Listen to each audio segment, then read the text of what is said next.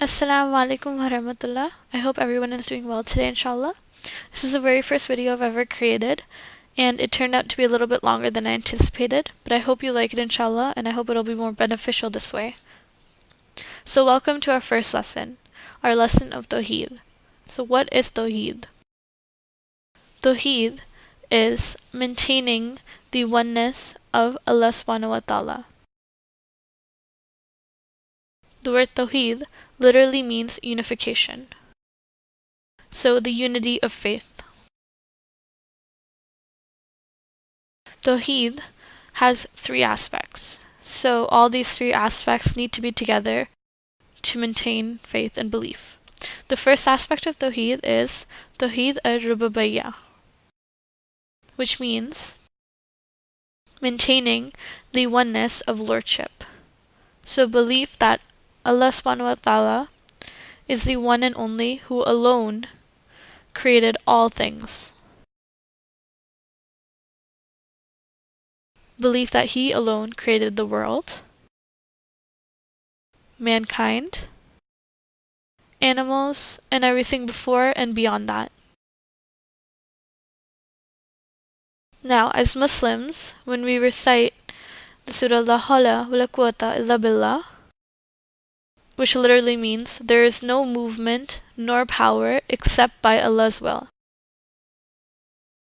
Every time we recite the surah, we are declaring our belief in Tawhid al-Rububiyyah, that we believe without Allah's will, nothing in this dunya or in this world happens. Now, the second aspect of Tawhid is Tawhid al-Asma wa Sifat, which means maintaining the unity of Allah subhanahu wa ta'ala's names and attributes.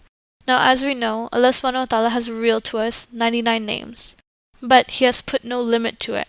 Therefore, there are more names than 99 that He has not told us yet.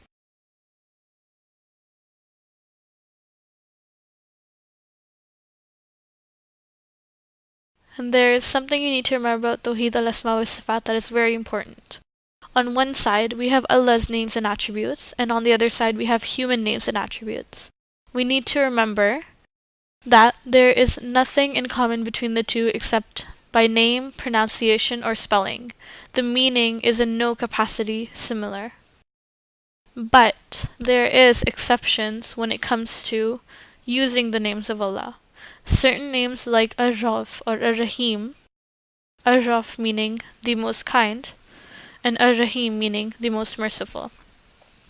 When you add the prefix word of Abd, which means slave of Allah, add it to the beginning of Ar-Rauf or Rahim or Ar-Rahim, these words can be used towards a human. Now there are only certain words that can be used this way. And remember, stick with what He has provided for you. Now, the third aspect of Tawhid is Tawhid al-Ibadah, which means maintaining the unity of worship, of Allah subhanahu wa ta'ala's worship.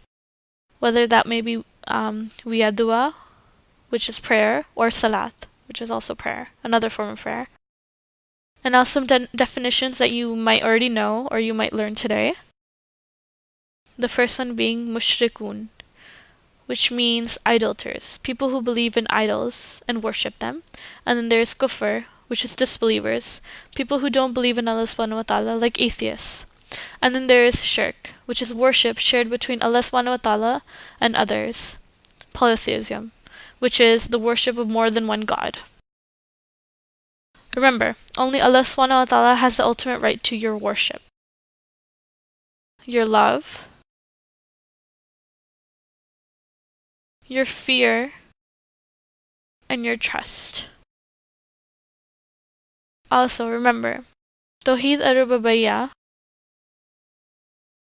Tawhid al-Asma wa Sifat, and Tawhid al-Ibadah cannot go without one another. All three go hand in hand together. Thank you for watching my video. Jazakallah khairan. Please share Islam and share my video. And please forgive me for any shortcomings that I may have presented through my knowledge. Inshallah, I hope you benefited from this. Assalamu alaikum.